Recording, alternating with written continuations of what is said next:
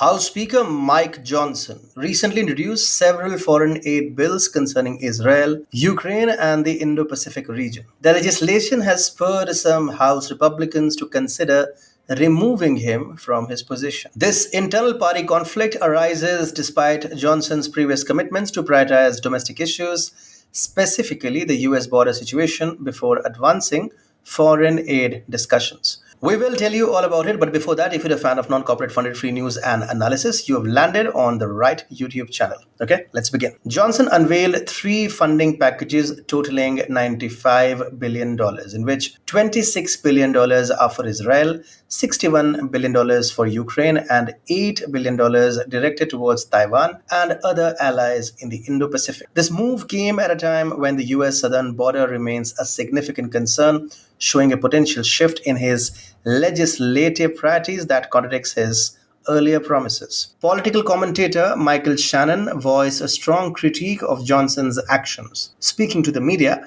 Shannon suggested that Johnson's decision making was heavily influenced by external pressures, labeling him as part of a uni-party agenda, following a meeting with high-level officials often referred to as the deep state. According to Shannon, this alleged influence represents a departure from Johnson's Republican roots to a broader, less partisan agenda that does not align with the core concerns of his party's base. Shannon emphasized that issues like illegal immigration, inflation, and national budget concerns are more pressing to Republican voters than foreign aid, implying that Johnson's focus on international issues is misaligned with the priorities of his constituents. This perspective underlines a broader tension within the party regarding the direction of its leadership and its adherence to the base's priorities. Such internal conflicts could lead to significant political ramifications for Johnson's tenure as Speaker and the party's legislative agenda moving forward. A recent YouGov survey revealed a significant divide among Republicans regarding military support for Ukraine,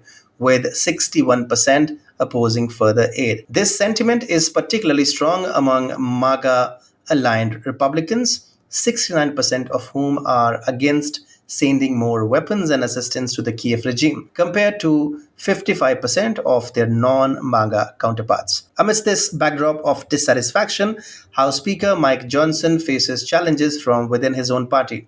Notably, Representatives Marjorie Taylor Greene, Matt Gaetz, and Thomas Massie have been vocal in their opposition. Massie predicting that the effort to remove Johnson could garner more Republican support than the ousting of his predecessor, Kevin McCarthy. This group is advocating for a motion to vacate the speakership, aiming to leverage dissatisfaction over Johnson's leadership to force a change. Political commentator Michael Shannon expressed a desire for the Speaker's position to remain vacant until the upcoming election, reflecting a broader frustration with the current legislative impasse. Shannon echoed sentiments from Daniel Horowitz of Conservative Review, suggesting that preventing bad legislation might be preferable given the circumstances. The actual feasibility of vacating the speakership, however, remains uncertain depending on the internal dynamics and vote counts within the party. According to Axios, Republicans are considering forcing a vote on his motion just before Johnson's proposed aid bills for Ukraine, Israel, and Taiwan are scheduled for discussion on the House floor. This timing could prove critical, as support dynamics may shift significantly based on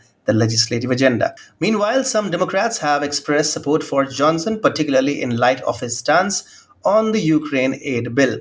They have indicated a willingness to help him retain his position, though the support is strategically timed to follow the passage of the aid bills. A senior House Democrat emphasized that their backing would be more likely after these bills are approved rather than beforehand. However, relying on Democratic votes carries its own risks, as Thomas Massie pointed out.